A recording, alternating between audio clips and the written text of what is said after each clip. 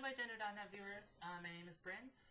I'm the owner and administrator of Bigenderdotnet, and if you listen to my fellow channel mates, they will tell you that I've been sort of MIA or AWOL for the last couple of weeks. I have been, as you can see, I've moved. I did another video right after, but I've been unpacking and trying to adjust to a new schedule, and things have just been hectic all around. So I've not actually had time to post a video, and I haven't updated my own channel for a month today. So I need to really get on that stuff. But I'm going to try and do a couple of videos this morning and catch up. This is topic number 7, which is official forum focus week, and it says describe or talk about something that you learned either through the forum or living by gender, and as a bonus, highlight a thread that you want to draw attention to. So I have to say that in all of my hectic schedule, I've not actually seen the other videos in this thread yet, so I may repeat some things that some other people said, but I don't know that I'm doing it. So one of the things that the most profound thing that I learned after watching Bigenderdotnet grow was that I wasn't alone, and that there were other people like me. But I think that one seems pretty straightforward, which is why I formed the place in the first place, was trying to get more people to show me that I'm not alone. But the second most profound thing that I learned is just how different bigender is from one person to the next, how many different ways there are to define bigender, including, you know, having more than one personality living inside of one body. Like that, you know, very plainly is bigender. I mean, if you have if you have a personality of more than one gender in your head, then, you know, at least part of the time you're going to feel you know, dysphoric about the way that you're matched up, or the way that your gender and your body match up. And then, of course, you know, there's people that are more on my side of the spectrum, where there's one personality, but two different senses of gender identity, one making you feel like a cis person and one making you feel like a trans person. So that dysphoria comes and goes and doesn't hang around all the time. I don't know if this black shirt showing up on cam. Oh well.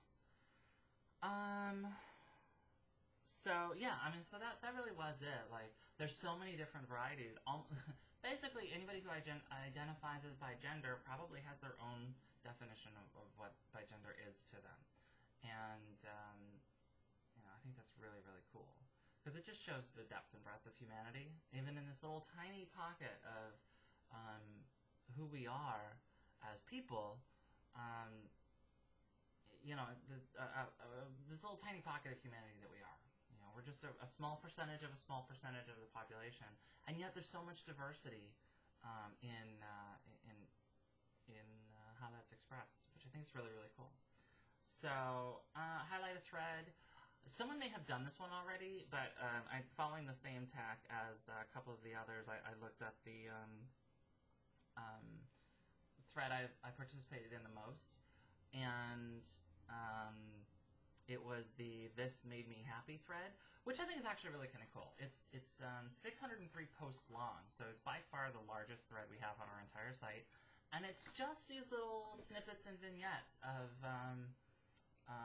what good thing happened to somebody today, and you know, how they felt validated in their gender, how they felt validated in their life, how they felt, you know, just good.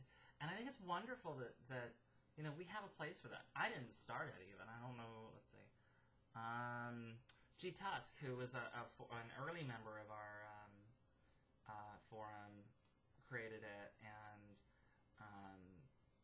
you know, it was really, really cool that sadly, G Tusk is no longer with our forum. He left some time ago and hasn't come back. But yeah, I think it's really cool that something that started in June of 2010, so when the site was not yet 3 months old,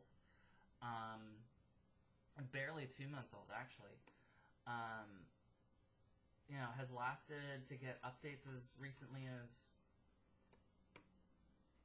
Friday, 3 days ago. So, and it's just